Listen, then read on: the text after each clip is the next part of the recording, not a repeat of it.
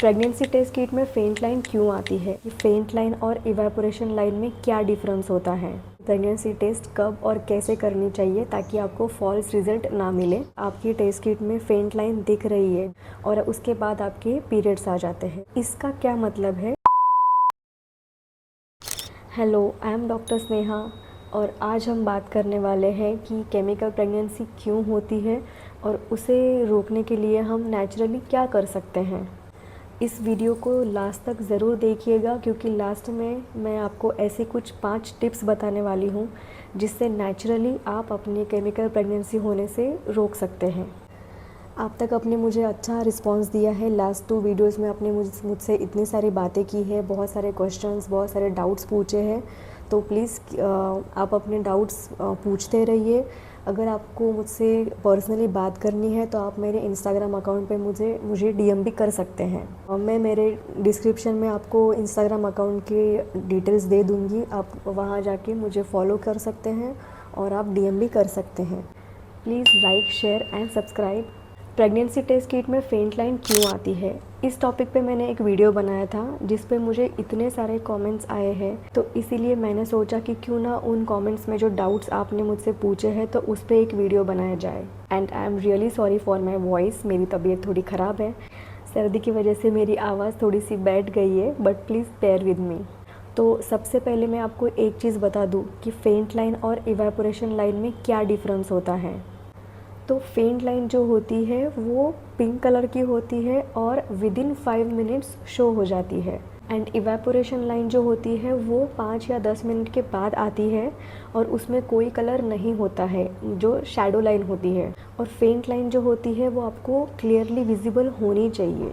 मैंने पिछले वीडियो में ही बता दिया था कि प्रेगनेंसी टेस्ट कब और कैसे करनी चाहिए ताकि आपको फॉल्स रिजल्ट ना मिले, और आपने सब कुछ सही किया है, टेस्ट भी सही तरीके से की है और फिर भी आपकी टेस्ट किट में फेंट लाइन दिख रही है जो पिंक कलर की है, क्लियरली विजिबल है, और उसके बाद आपके पीरियड्स आ जाते हैं। तो इसका क्या मतलब है वो आज जानते हैं। सबसे पहला रीज़न हो सकता है जेनेटिक। अगर आपकी कंसेंगुअस मैरिज है, मतलब आपकी शादी आपके रिलेटिव्स में ही हुई है, जैसे आपके मामा के बेटे या आपके बुआ के बेटे के साथ हुई है, तो जेनेटिक रीज़न हो सकता है। आप दोनों में से कोई एक या आप दोनों भी किसी भी जेनेटिक डिसीज़ के कैरियर हो सकते हैं। तो ऐसे केस में आपका बेबी जेनेटिकली अबनॉर्मल हो सकता है, तो आपको प्रेगनेंसी तो रहती है बट वो कंटिन्यू नहीं हो सकती, उसका अर्ली मिसकैरेज हो जाता है जिसे हम केमिकल प्रेगनेंसी कहते हैं। केमिकल प्रेगनेंसी मतलब पीरियड्स आने के पहले ही आपका मिसकैरेज हो जाना, जिसमें कि बहुत लोगों को पता भी नहीं चलता है कि वो प्रेग्नेंट थी। अगर आपकी शादी रिलेटिव्स में हुई है, मतलब आपकी शादी कंसेंगुअस मैरिज है और आपको ये प्रॉब्लम आ रही है, तो आपको सबसे पहले डॉक्टर से मिलना है ताकि वो आपके कुछ जेनेटिक टेस्टिंग करे जिसमें ये पता चल जाए कि आप दोनों कैरियर है या नहीं। मुझसे एक पेशेंट ने पूछा था कि क्या रिलेटिव्स में शादी होने से, मतलब कंसेंगुअस मैरिज होने से ही जेनेटिक प्रॉब्लम आ सकती है?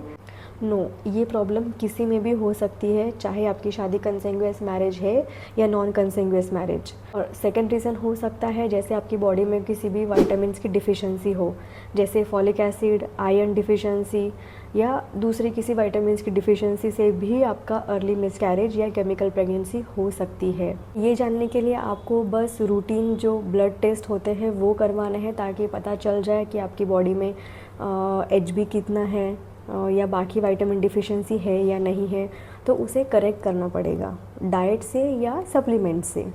इसके लिए आपका डाइट अच्छा होना चाहिए, उसका डाइजेशन अच्छा होना चाहिए, क्योंकि अगर बॉडी में कहीं भी इन्फेक्शन है तो उसका इफ़ेक्ट पूरी बॉडी पे होता है और अल्टीमेटली प्रेगनेंसी पे भी इफ़ेक्ट होता है।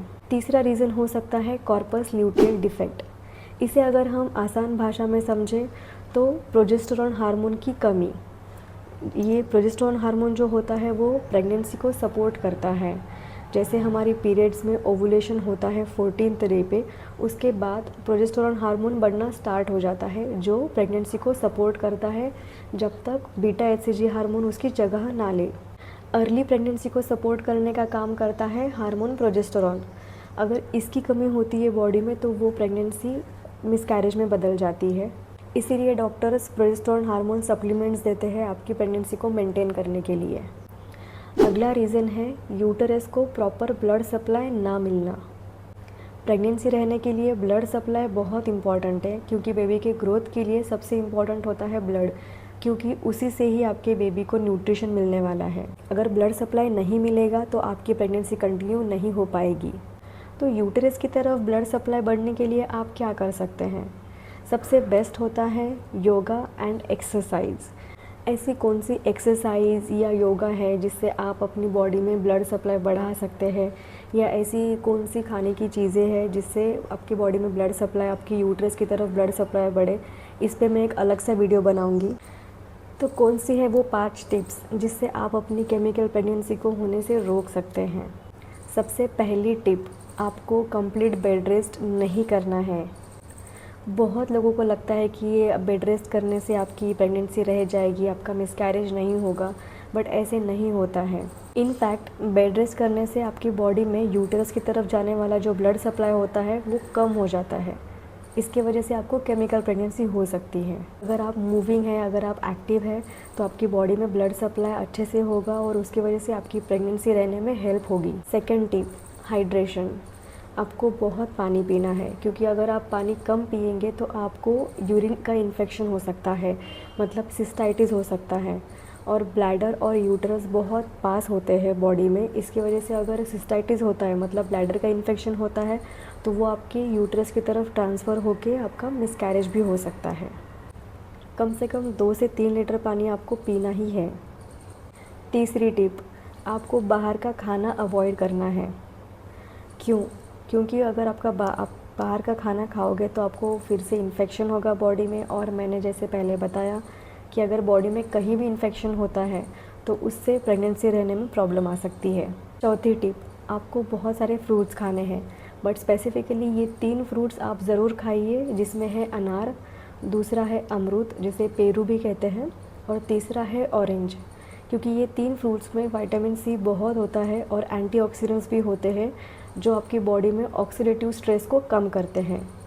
और 5वीं टिप, आपको स्ट्रेस बिल्कुल भी नहीं लेना है, क्योंकि स्ट्रेस लेने की वजह से बॉडी में कॉर्टिसोल हार्मोन बढ़ता है, जो प्रेगनेंसी रहने के लिए बहुत प्रॉब्लम क्रिएट करता है। इस वीडियो को लास्ट तक देखने के लिए थैंक यू सो मच, और मिलते हैं अगले वीडियो में।